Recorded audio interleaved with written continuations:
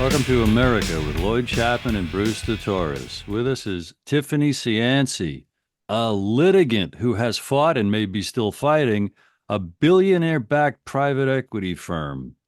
RFK Jr. has interviewed her. Tiffany is a smart, brave person with an amazing story. Thank you very much for joining us today, Tiffany. How are you? I'm doing well, thank you. Thanks for having me on. How are Nice to you? see you, honey. Nice to see you. She's amazing. She's amazing. Well, I agree. Yeah. I started seeing interviews with you earlier this year, maybe it was last year, especially the big one, Tiffany, that you did with Bobby.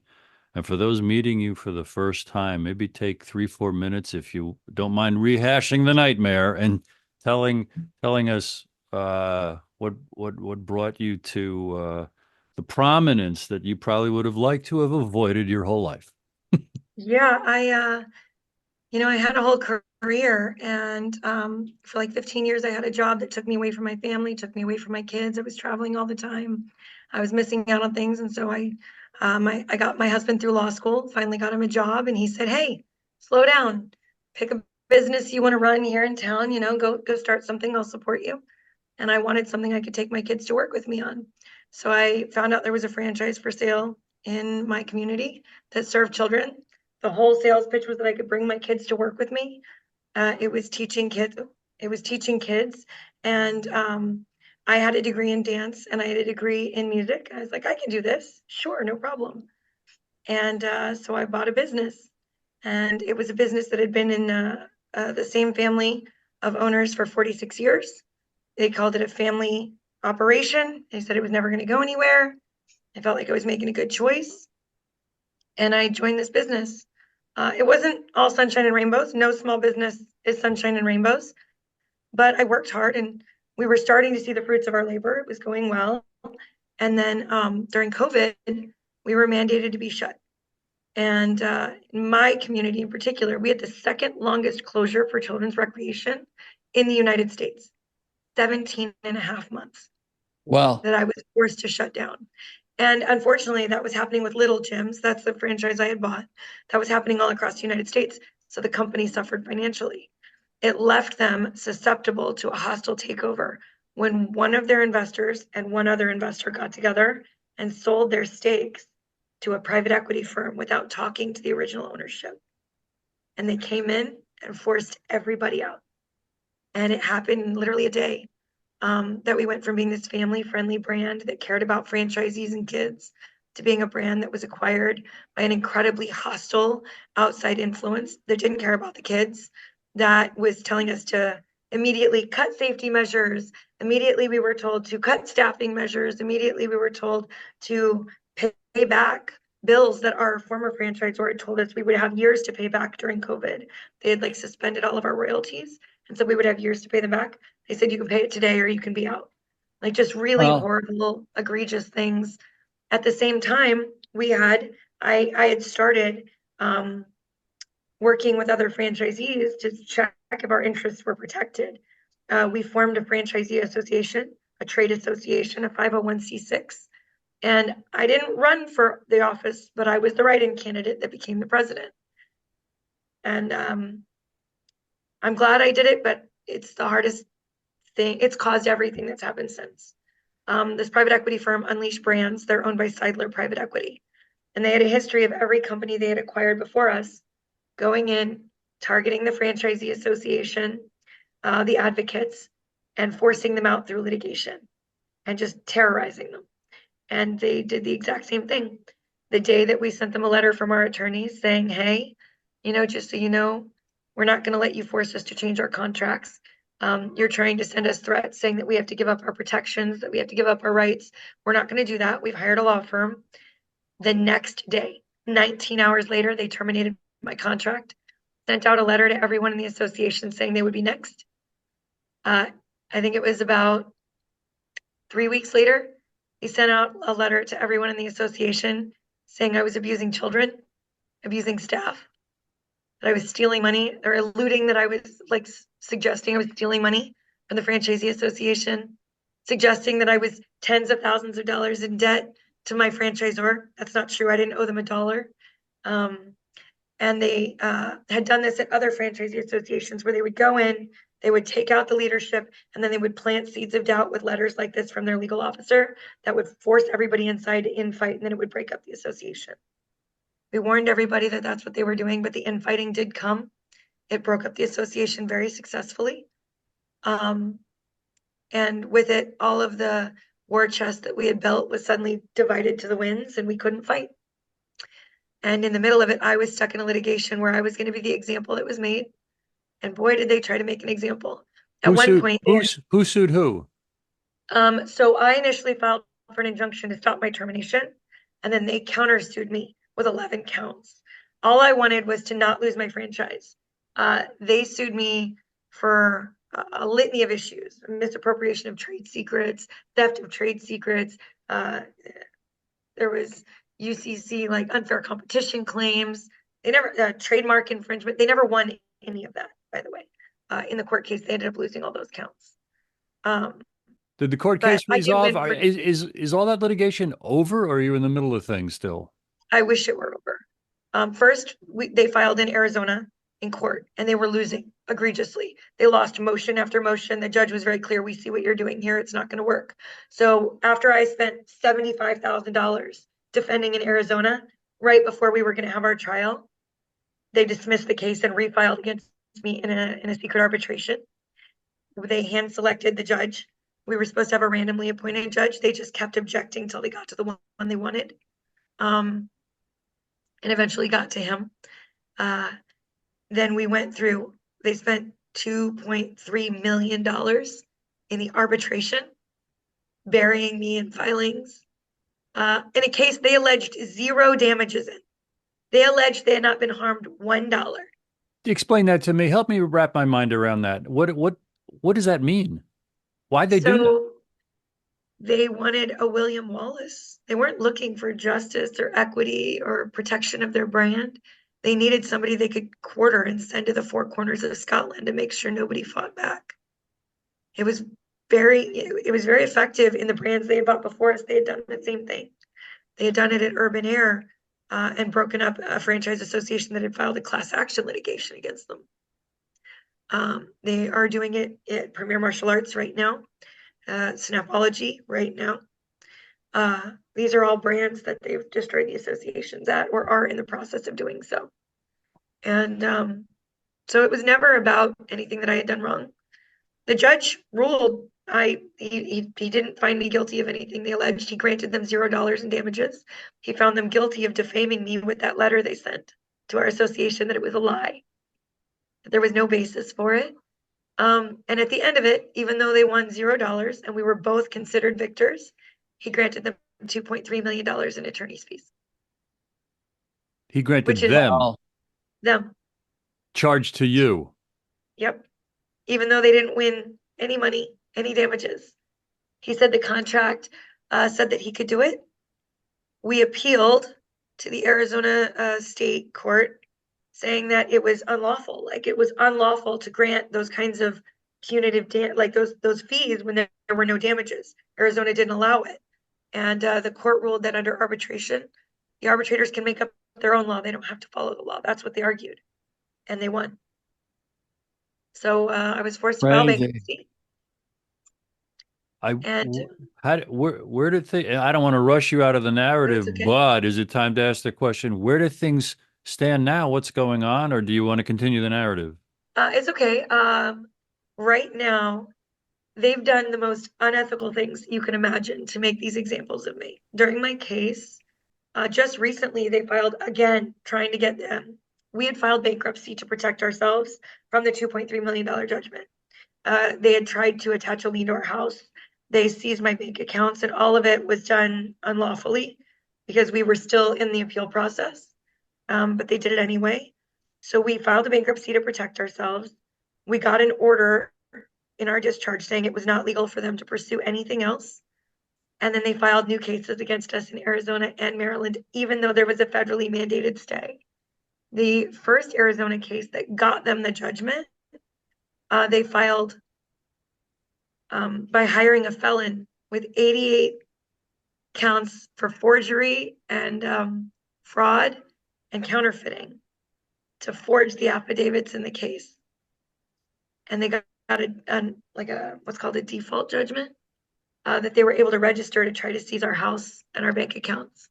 And we had to raise $70,000 to fight that.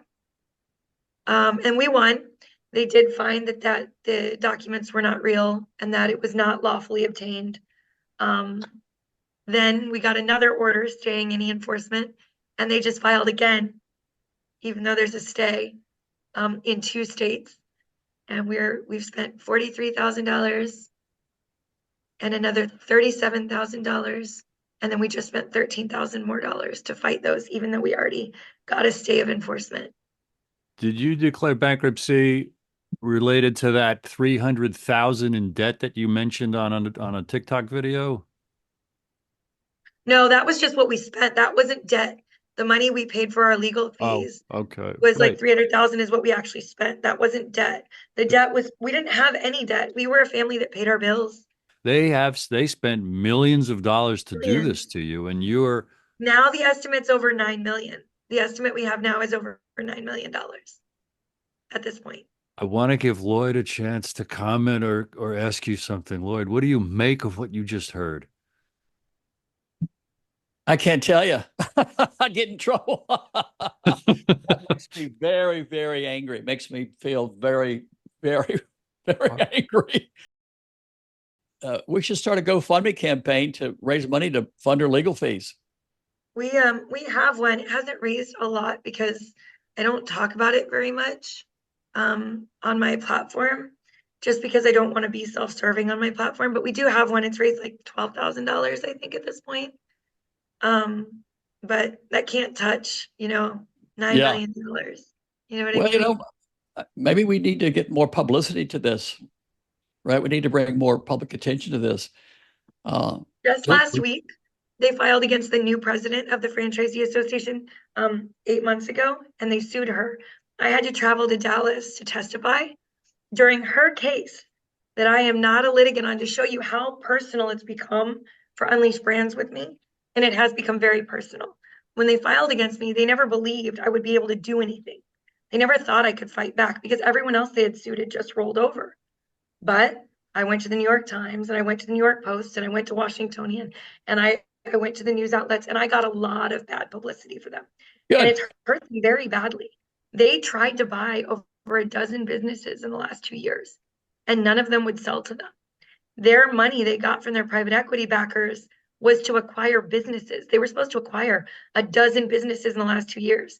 They've only successfully acquired one, Sylvan Learning Centers, and the only reason they were able to acquire them is because their former president or CEO was indicted for fraud and no one else would buy them. It was like a match made in hell. So I've hurt them very badly. And as a result, it's become very deeply personal to them. And anybody who says otherwise, everybody says, oh, it's just business. When I talk to other lawyers, they're like, business is business. I say, no, it's not. You don't spend $9 million to win nothing when it's business. That's not a business decision. Right. That's an irrational, emotional choice when you've got adult money and a toddler's temperament. Okay. But what I also know is that when I went to this other woman's court case, I was not a litigant. I was just subpoenaed there to testify for her. When I got to that court case and I heard them from the room down the hall, every time their attorney, Norman Leon, got mad at that woman, he screamed at her on the record and called her Tiffany Cianci.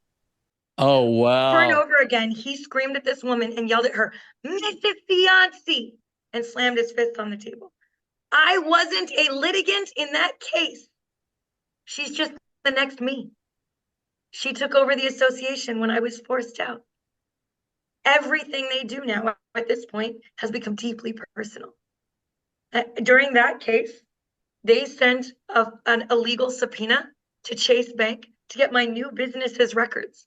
And Chase had to hire lawyers. JP Morgan Chase hired lawyers at great expense and had to file and threaten to sue them in 2 states to say, you have sent me an unlawful subpoena with no judge's signature. This is not real. You have not domesticated this into a court, and you thought we were going to turn over her bank records? And they had to hire lawyers to protect my bank records for me. Even though my bankruptcy is over, the discharge is issued, the stay of enforcement is done. That's the kind of things they're still doing to try to get to me right now. You know, one thing I think about is there needs to be some agency in government to help protect small businesses. There should be the SBA, right? But it's not. But there should be something in government, to help small businesses and protect small businesses, like Tiffany's. But It's there's not. People don't understand that one of the things that is a big problem is that forced arbitration is hiding bad conduct. Historically, in the past, in the United States, when a corporation did something that targeted small businesses and local communities, I teach special needs children. I'm not out here at some money printing machine of a business. I teach special needs children. You don't make money doing this, you make a difference, right? Yeah. I'm lucky I'm articulate. I'm lucky I'm educated. I'm lucky that I used to work in public relations for 15 years and I was able to go to people. But for most people, these small business owners that are finding themselves up against these private equity firms, there are hundreds of thousands of these small businesses across the US right now fighting for their lives in secret arbitrations with the AAA, and no one knows about it because every one of these contracts has a forced arbitration agreement, which is astronomically expensive, a mandatory confidentiality agreement, a mandatory non-disparagement clause. And so nobody knows. Historically in the US, when you had to go to court with somebody, if the public saw these companies targeting the small businesses that matter in their community, there would have been widespread backlash. There would have been boycotts. There would have been huge public pressure, and the market would have acted accordingly and corrected itself. But the market is completely blind. Any senator, any representative, any mayor I talk to that says the free market, I tell them the free market, there is no free market when the free market is blind to bad conduct. It can't act as the free market is intended to act. Right now, as long as forced arbitration is allowed to hide unlawful, dangerous, threatening, exploitive conduct, then we have to do something to change things. There needs to be Right now, legislation. yeah, it's happening all across the US to tens of thousands of franchisees. I'm lucky. The only reason I get to talk about what happened to me is because they got found guilty of defamation. And so I'm allowed to tell my story to restore my name. That's the only reason I'm out Wow. here talking. Otherwise, I would be silenced. I had a gag order for the better part of a year of my case. I couldn't talk to anybody. And so for all these other small business owners that are out here fighting these fights, there are 200 plus litigants right now with Premier Martial Arts. This company has defrauded. There's a class action RICO filing against them right now for defrauding hundreds of veterans and families all across America with fake documents and forged financials. And these companies, these people gave up everything to this company, the same company I'm fighting. And right now they're being forced to secret arbitrations all across the US right this minute. But the same thing is happening at other places, at other companies where we're seeing it. Quiznos was a great example. They bankrupted 3,900 people in 3 months, and they were able to go file a bankruptcy protection for the corporate office, keep all the money. They were able to regurgitate that money to their owner to form Smashburger with all of the proceeds, and 3,900 Americans lost everything. And a lot of people, one of the things I find most shocking is that when you go to talk to a politician, because I'm in DC, I'm down here advocating for small businesses every day. Every day I go to the Capitol or I'm talking to somebody, and you talk to these politicians, it's their job to protect these small business owners. And you say this to them, they will literally look at you and they will say to you out loud with their full chest that a bankruptcy is not a big deal. Just file for bankruptcy, you're going to be fine. I say, these people are losing their homes. They're losing their retirements. They say, don't be ridiculous. That's what bankruptcy is for. They can't lose any of that. It's just a business bankruptcy. And I tell them, every franchisee in America, all 785,000 of them right now, have personal guarantees. And most of their SBA loans are done through a ROBRA program. Now, in any bankruptcy in the US, the one thing they can't touch is your retirement, unless you have a small business ROBRA. A ROBRA is a retirement-backed small business loan. And that's what these companies are exploiting, to just siphon all of the money out of the middle class into their pockets. They are strip mining and laundering money through the SBA. Is this entirely in the context of franchises, or does it extend into other small businesses and the loans they're It can in? extend anywhere, but the brokerages for franchises are the worst offenders.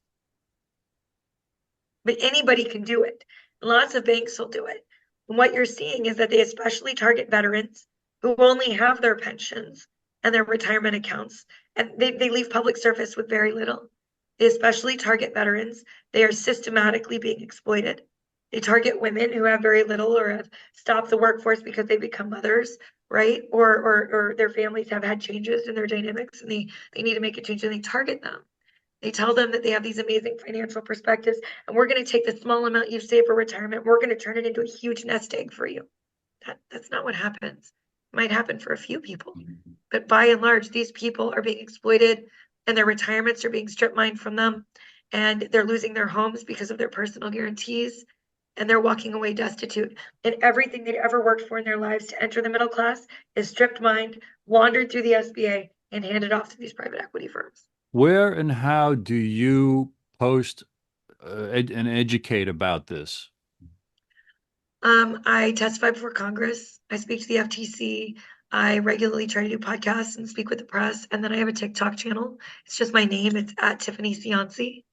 And there's only so many megaphones one can hold, but I try to hold an awful lot of them. But the main place online is your TikTok for folks to find and learn what you're doing. Yes. So it's quite literally my name. If you go in and search at Tiffany Cianci, that's my entire handle. I also have at Tiffany Cianci on YouTube, where I repost, especially my interviews with political candidates, where I talk to them about these issues, because I run something called TikTok Town Hall, where I bring political candidates on and I speak to them in real time about these issues. Excellent. That's fantastic. Yeah. There needs to be a congressional investigation into this. There does. There really does. Senator Cortez Masto is the only one that's even trying, and she can't get a co-sponsor from the right or the left. She actually has a bill right now that is aimed at requiring the SBA to put a letter grade or a grade on the franchises that these private equity firms are acquiring, to show how many of the small businesses end up not being able to repay their SBA loans. And if you were able to see a grade, you would know if that business was likely to fail. For instance, there have been points where 26% of Subway franchise loans have been defaulted on, or like 17% of all Firehouse subs have been defaulted on. All of there's a bunch of dental services franchises that it's happened at. Linex right now has absolutely destroyed their franchise, Amerispec Home Services. These are companies that should have warning labels. But instead, the SBA just keeps turning out these loans because the people that want these loans coming out are paying all of our politicians to make sure the money keeps coming. And that's how the SBA has been completely corrupted and bankrupted into what is essentially laundered taxpayer money to the top. And it's not building the middle class. It's not. I tell you, the middle class is backing it. Not surprised to hear this. I've been suing the SBA for 30 years. And the SBA, to me, is one of the worst enemies that small businesses have in America. The SBA should be called the Big Business Administration. A lot of people don't realize during COVID, they gave out all those EIDL loans. There's EIDL loans, millions and millions and millions of disaster relief loans. None of them are included in the failure statistics and rates of all of the SBA loans right now. So all of the franchisors that were acquired by private equity during COVID were encouraging all the franchisees to take out these loans to pay back their royalties, even though they were closed for years and months, right? Yeah. And none of their default rates or failures are even being accounted for right now. The default and failure rate is so much higher than anyone knows. Yeah. I think about this from time to time. There is no organization in America that lobbies for the American people. There's no one. It's supposed to be Congress, but you've got all these big businesses, giving money to Congress and lobbying Congress, and there's no entity in America that's lobbying and representing the American people, and there needs to be one. I thought about that. I thought about having, starting some organization, the American lobby. But so it's funny you say that, because that's part of what HHFA, our original franchisee association, we're trying to do, is we've put together a framework for people to lobby for causes where they could give to specific funds that we'll take to the Capitol and use for lobbying. We've put together that framework, but right now, before any of that happens, anybody that's a small business owner in America, if they're trying to reach their politicians and can't get through, you can come to me and I will go down there and I will do my best. That's great, Tiff. It's fantastic. I love Tiffany. She's amazing. She's amazing. What you're But doing is amazing. You should besides, be the, you besides, should be the head of the SBA. you know, sorry. Besides following you, Tiffany, on TikTok, is there any organization you would recommend where folks struggling in the situation you were in and who are struggling against these private equity firms and these practices where they can get educated about their options? I wish I could say there are a lot of places you can go. Um, if you're struggling with forced arbitration as a small business owner, I would recommend doing some research with the American Association of Justice and the Public Justice Org. Both of them are access to justice projects, so those can be helpful. The American Association of Franchisees and Dealers, if you're a franchisee and you want to form a franchise association to protect your interests, they have kind of a wash, rinse, repeat version of like creating a franchise association to protect yourselves. You could go there. The Coalition of Franchisee Associations does a little bit of lobbying, but by and large, there's nowhere for small businesses to go. That's right. There's not. Yep. There's nowhere. And unfortunately, people think the Chamber of Commerce is for small business. Let me be clear. If No. you want to know what two organizations have undermined the interests of small businesses in the United States more than any other agencies, the the IFA, the International Franchise Association, is run by billionaires that have acquired major franchisors. They claim they advocate for franchisees. They do not. They serve the interests of franchisors and parade around Capitol Hill as if they're serving small businesses. So that anybody who tells you to go there, don't. They will never serve your interests. And then you have the Chamber of Commerce, who is literally run by essentially 15 Fortune 500 companies Yep. who have taken over it and use what goodwill it had when it served small businesses to now exploit the National Chamber to run Congress. And they do. I have watched the Chamber of Commerce in real time log in and kill bills that support small businesses during votes in states all across the United States, including Arizona, where I had a bill up for vote, and the Chamber of Commerce got a phone call from an International Franchise Association lobbyist during the vote, and they logged on and logged their opposition and tried to kill the bill. Yeah, the U.S. Like, Chamber is vile. That's a vile, evil organization that is viciously anti-small business. It has become so difficult for small businesses. So I recommend forming cooperatives. I recommend forming trade organizations. I strongly encourage people. If you look at everything I say, hashtag in small business we trust, that is my Yep. logo. That is the only thing I say all day, every day, because the only way to turn around the strip mining of the middle class and to turn around the wealth extraction and transfer that's happened since COVID, of the middle of America becoming more and more bankrupt and the billionaires becoming more and more enriched at the top. The only way to do this is for people to look to their communities, find the small businesses and support them. That's how you stop the extraction of money from your communities. When you give money to a major corporation, it's never coming back to your community. When you give money to a billionaire backed anything, it's going to Silicon Valley, or it's going to Texas or Arizona's very elite 3 counties where all of the private equity money is concentrated at this point because they have the most favorable laws for them. It's never coming back to your community. It's not going to come back in fair wages. They're not going to sponsor soccer teams. They're not going to give away food at food banks during the holidays. They're not going to come out and support domestic violence victims. They're not going to do the things that small businesses actually do in your communities. They're not going to give back. So if you want to do things, you need to find the small businesses in your community and you need to lift them up. You need to build strong ties for them. And you need to build networks of support with one another. The interview you did, have you done more than one interview with Kennedy? Yeah, I've done 6. Were they on his show, his platforms? I was on his show. We filmed multiple shows in one day. So I think he did 3 episodes with me, or like one big episode and several small things. And then he's been on mine 5 times. That's great, Tiffany. He's been on your podcast. On TikTok Town Hall, yes. What did he say he would do about this if Trump's elected and he gets a position of power? Did he say he's going to do something about this? Well, he's part of the vetting team, and so I'm really hopeful that he's going to make really good choices in the transition team if Trump is elected, to put a strong seat at the table to the Economic Advisory Council. right now, for the last 5 presidents in a row, we've had board members of BlackRock and Vanguard as the lead economic advisors to the presidents. Right now, it's a BlackRock former board member is the chief economic advisor to President Biden. And so when we have these massive firms that have really stripped mine the wealth out of the middle class and are controlling everything that's going on, advising the president, we're never going to have a small business seat at the table. And then we have organizations like the IFA that are able to make inroads with the former presidents that we've had, convincing them they're serving small businesses and they are not. So my hope is that Bobby and Tulsi are doing a good job vetting strong candidates that would come in and actually speak for small business owners outside of the chamber, the IFA, and BlackRock and Vanguard, which are not serving those interests in any meaningful way right now in the United States. I'll tell you something that nobody knows. 99% of all U.S. firms are small businesses. If you have an iPhone, go, hey, Siri, what percentage of U.S. firms are small business? You'll come back and say 99.9%. Nobody knows. Nobody That's knows. exactly correct.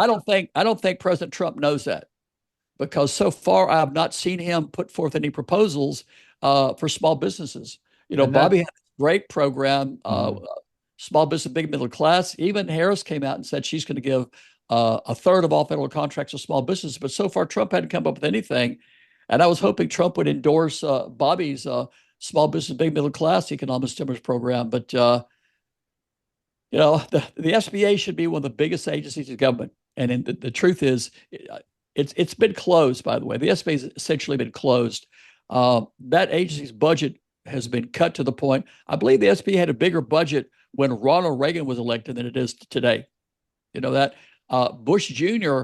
cut the SBA budget and staffing by 50%. And I think every president after that has cut the budgets. So you got this little tiny agency to help 99.9% of U.S. firms, and it's pretty much been closed. While the Commerce Department, that represents Fortune 500 firms, has a multi-billion-dollar budget, right? But there needs to be a big change in government, where an agency like the SBA needs to be a major agency with a huge, $50 million a year budget. And all the regional offices that Bush closed need to be reopened. But America's become anti-small business. In fact, I talk about that sometimes. Congress is anti-small business. When you look at legislation they passed, it hurts small businesses. I love the term you came up with, Tiffany, strip mining the middle class. That's exactly what they're doing. That's exactly what they're doing. They're strip mining the middle class.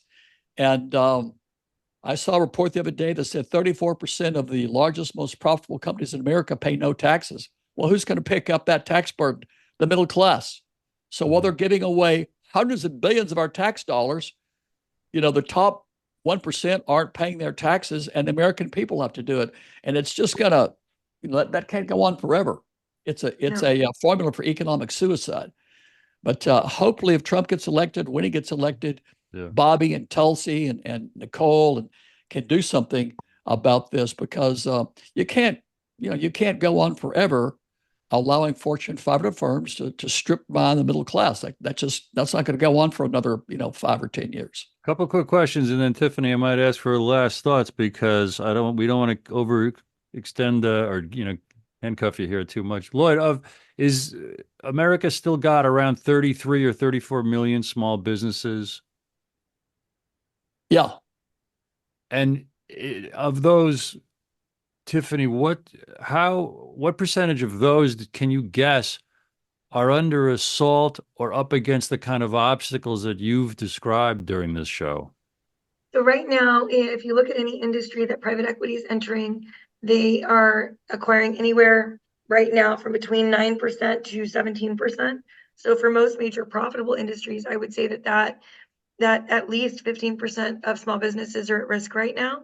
I can also tell you that in many industries like HVAC and plumbing, they're being attacked at rates of as much as 50% for the mid-sized firms. 50%. Yeah. It's really, really egregious. And one of the things that's happening is that they're coming in and they're buying up entire swaths of market share. I talk about this with Bobby, actually.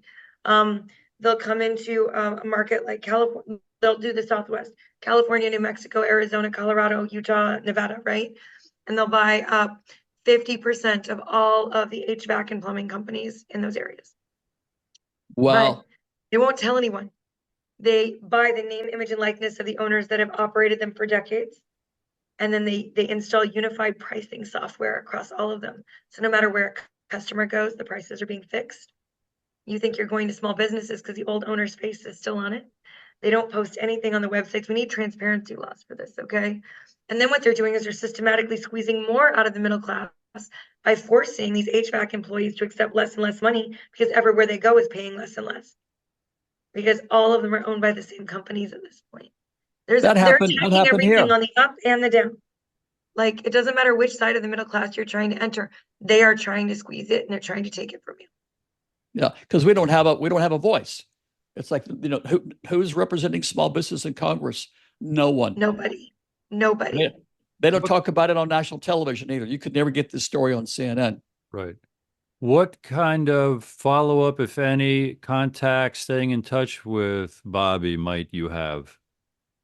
I mean, I speak to Bobby's team pretty regularly. I could speak to Bobby regularly. I don't bother him unless I have to. Right. But I could call Bobby on my cell phone right now if I had to. Right. I could email him right now if I had to. He's very responsive. Right. One of the things I'm really hoping for is that between JD Vance and Bobby, they're able to convince former President Trump, if he gets into office, to keep Lena Khan as the head of the FTC. If there were anything that needed to happen, it's that. I don't have faith right now that if Kamala Harris, Vice President Harris, is elected, that she's going to. Her largest donors have come out very openly on CNBC and said blatantly, we expect her to fire Lena Khan. Lena Khan is one of the only people in my opinion in the administration. She's the first, maybe in a generation, that's actually advocating for the middle class and small business owners of America. And she is doing that work. And I'm incredibly impressed with her tenacity, her legal creativity, and her willingness to go up against really hard tasks. I believe Harris will remove her. She has refused to say on the record that she won't, despite the fact that her donors were so brazen, said, I donated $15 million and I expect her to fire Lena Khan, blatantly open in the press. And she has refused to say that she will keep her. JD Vance came out and said the one choice he thought Biden got right was Lena Khan, and that he wants to see her keep doing the work. Good. And so I really hope, if we're talking about this unity government, that they remember that the head of the Federal Trade Commission needs to be Lena Khan, and she needs to stay in place. I will also say that right now there's a request for information open at the FTC to see if you want them to litigate what is happening to franchises in all of the communities across the U.S. They have a rulemaking process that may be reopened, and that is available for you to give public comment on until October 24th. So you've got a week. Where would people go to find a site where they could comment? You could go to the Federal Trade Commission, ftc.gov. You could also go to the links in my bios. I always have a link tree that people can go to and access ready-made, accessible templates for sending their letters off to the FTC. And the issue there again was what? Right now, the rulemaking process is asking if you would like the Federal Trade Commission to come in and take a look at the disparate sort of retaliatory conduct, enforced contractual amendments, all of the ways that private equity is destroying the franchises and the small business owners and communities right now. Thank you. What is your Linktree URL, please? It's in my bios, like on TikTok and everywhere. It's the only link that's there. And it's in my Instagram bio. Oh, it is? It's on your everywhere. So I am Linktree/Tiffany Cianci. So it's LINKTR Yes. .ee Yes. /Tiffany Cianci. Lloyd, what are your final thoughts or questions for Tiffany? Tiffany needs to be head of the Small Business Administration when Trump gets elected. That's my comment. Tiffany needs to be the head of the SBA. The budget needs to be pumped from, I think it's like a less than $1 billion to like 25 billion. And we need to start helping out the 99.9% of U.S. firms that are small businesses. And regardless of who gets elected, I would serve if I thought I could make a difference. Would you do that, by the way? For the Economic Advisory Council, I would serve regardless of who gets elected if I believed it would allow me to get in there and make a difference. Yeah. Nice. Yeah, America's upside down. Congress represents Fortune 500 firms, and they haven't created one net new job since 1980. And a huge portion of them, I think 34%, according to the Government Accountability Office, pay no income tax. So, yeah, we need to turn Washington upside down, where Washington is pro-small business. I don't think Trump understands when he goes to those rallies, all those people who make America great again. I think he understands the vast majority of them either own and work in a small business according to U.S. Census Bureau data, half of all Trump supporters either own or work in a small business. It's probably more like 75% for Trump, right? But he didn't know that. 74% of all small business owners. So you have 44% that identify as Republican. You have about 31% that identify as Democrat, and the remainder identify as independent. And that means that either party could have 70% of all small business owners backing them if they just serve their interests. Yeah, it's crazy. It's crazy. This country is upside down. And maybe we can change that when Trump gets in there with Bobby and Tulsi and Elon and Nicole and JD. We can get this and you. Yeah, we can get that changed. But I think you'd be the perfect person to head the SBA. I really do, Tiffany. You'd be I great. appreciate the vote of confidence. Yes. If either candidate calls, I would answer. Yeah. Well, How often do you do a show, and what's your show called again? And it's only accessible through TikTok? TikTok town hall. I do them a couple times a month. They're always posted at I repost all of them on my YouTube channel. So you can go back and watch re-simulcast of them on my YouTube channel, which is just Tiffany Cianci. I do a couple a month depending on when I can get the politicians tacked down. I always do them on Thursday and Sunday evenings. Except next week where I'm going to be doing one on Wednesday. I'll be live streaming live from Los Angeles, where I'll be covering the free and equal debates, and I'll be interviewing presidential candidates Jill Stein and Chase Oliver, possibly Cornel West if he is amenable, and Marianne Williamson on small business issues and arbitration. one thing I'd like to see you ask all those people, Tiffany, is I launched this project, Don't Cheat Women. And just like most people don't know that 99.9% of U.S. firms are small businesses, women don't know that their entire lives, over 95% of all federal contracts are gone to men. Yep. Right? It's a Nobody fact. knows. There are Nobody so many knows. women-led small businesses, and I honestly believe our government does a piss poor job intentionally on notifying people that government contracts, just that 23 to 25% of them are supposed to go to small businesses. They do a piss poor job educating the public that there is room for federal contracts for small businesses and that they can get in there and actually take part. And I think it's intentional. I think it's intentionally bureaucratic. I think there's intentional red tape, and I think it's done because places like the chamber want to keep it intentionally vague so that the big businesses can get all of the money that's available in the federal subcontracting. Let me show Tiffany something. Mm-hmm. I asked the Pentagon one time, can you show me who you were giving small business contracts to? I spent 7 years in court, 900,000. This is what I got. That looks about right. Yeah, this cost me $900,000. That's how proud the government is of their small business programs, right? Good But God.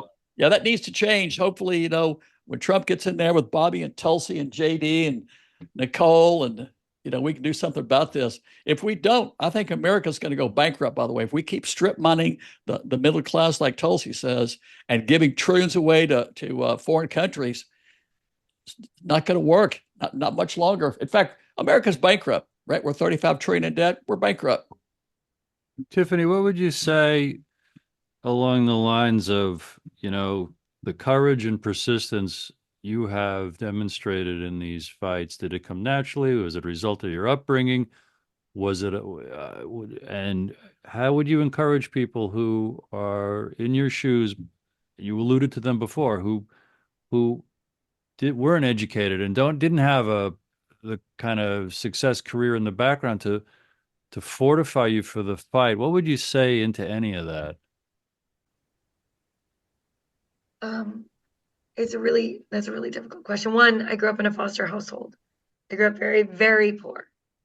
And as a result, I have a lot of grit and a lot of willingness to work hard to accomplish what I need to accomplish. I'm not afraid of hard work. I don't shy away from hard work ever. And when I am trying to encourage others, it's not an easy road. None of this is ever going to be easy. If they come for you, I'm so sorry. But you're not alone. And I'll give you a voice if you don't have one. And lean into your communities. And small businesses are safer together when you work together. But it's not an easy road. I wish I could say there's like a magic answer for that. There's not. I want so badly to have resources to send people. They just don't exist. And I'm working hard to change that. You inspired me a year ago or this year, whenever I first saw the long interview, one of the long interviews with Bobby. And I'm so glad that you know Lloyd and Lloyd knows you and that this all came together. Lloyd, your final thoughts, and then Tiffany gets the last word. Well, I hope when Trump gets elected, Tiffany and I can be involved a little bit in getting the Trump administration to be the first pro small business administration in American history. There's never been one. Uh, Republicans have been trying to close the SBA since Ronald Reagan. So if you go Google, Reagan tried to close the SBA, Bush Jr. tried to close it, even Obama tried to close it, which is kind of shocking, right? But 99% of all U.S. firms are small businesses. We need a large, well-funded agency to look out for those companies and promote them and help them prosper. We don't have that. And if you want America to be great again, everyone needs to understand America is 99.9% small businesses. Thank you. Tiffany. I just want to remind everybody that the best path forward in the shoes you're standing in right now, the most effective difference you can make doesn't come in the form of a protest. It doesn't come in the form of a contribution financially. In the shoes you stand in now, you can make a difference. You can stop the strip mining of wealth in your communities. You can stop the systematic diminishing of the middle class by just giving up tiny conveniences. We have traded convenience for community. And we have given up going to the butcher shop and the cheesemonger. We have given up looking to see who owns the businesses we visit for whatever Yelp tells us is most effective. But if you can pay for those big Yelp ads, there's a good chance that you're owned by a great big company. So I encourage you, when you're looking for a vet, call and say, are you owned by a private equity firm? Because about 40% of vets in the US have been acquired, and they are working together to charge you more money than they should. They're working together to make it so you can't afford your pets. They're working together to squeeze out the small independent vets that still exist. If you are looking for a place to take your children, ask, are you owned by private equity? Are you still a small business? Are the owners local? Do that research. Give up those tiny conveniences, and you can make a massive difference, not only for the small business owners, but for your community and the stability your community needs as we face the strip mining of the middle class. You can help rebuild it in your own communities, in the shoes you stand in right now. Just go a little further. Go to the mom and pop grocery stores. Go to a small mechanic instead of a big chain. Find the people that are local, lean into them.